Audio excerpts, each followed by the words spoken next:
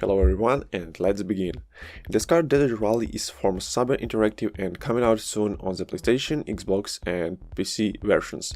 The car is a unique type of race, one thing to remember in larger open areas that rely on co-drivers and their instruction, as well on GPS to identify that you got to the spots that you need to for the waypoints with well over 100 races spread across a ton of Tetris and driving all kinds of vehicles from trucks to ATVs, motorbikers, sport trucks and buggies. You fight against the clock and many times against others.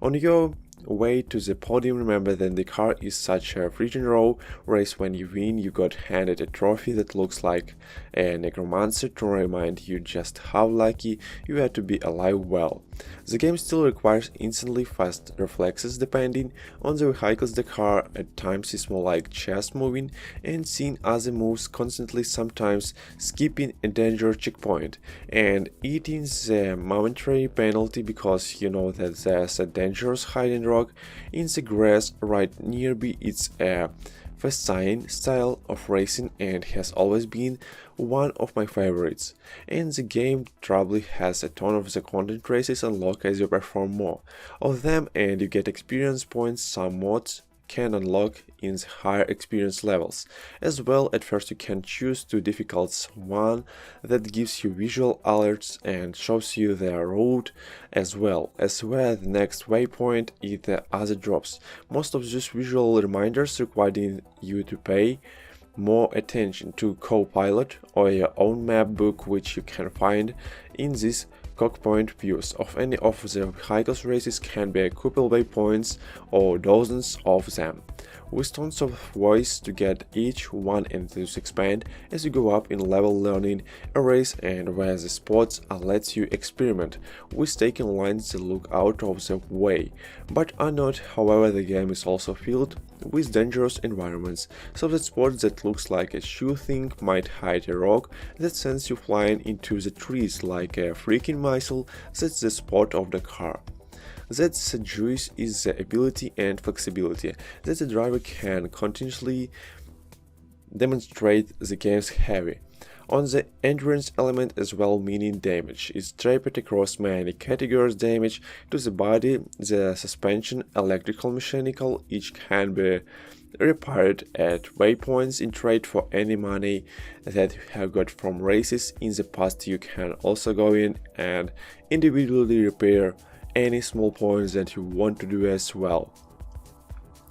If you don't want to repair the entire category or all of the vehicle in one go, and that many makes sense because repairing costs time. It's like having a bunch of those friends with pocket laserman to whip them off with a snap because they saw MacGyver do it, but here it works instantly, getting you back up and running bad, taking some of that time. Once you end up going to the final checkpoint, with each win you can unlock more money to buy more cars and continue on more races.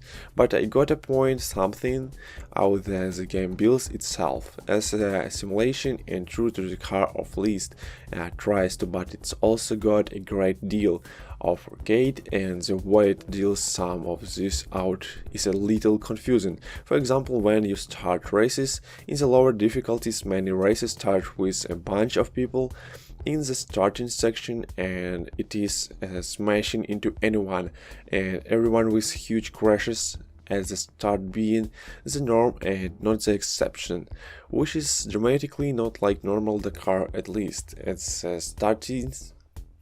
The higher difficulty is not unlocked until you have raced a ton to get them unlocked. The middle one, which does allow for you to separate a little bit more, means that newcomers who want to jump in get this weird and awkward kind of race type that is not like the car noise, completely different from it. It's like a niche within a niche. It's just something you should be warned about because it can get a bit grindy, especially if you want to jump in as a newcomer and still see waypoints, which is probably one of the things a lot of people are going to jump in and want to see when you are at that lower level difficulty, and you need 25 levels to unlock the main race type. This also means that if you are thin, the location alerts you green for that XP, and it seems to be intelligent at the very least when it comes to offering it to you, especially for a game like this that probably could have allowed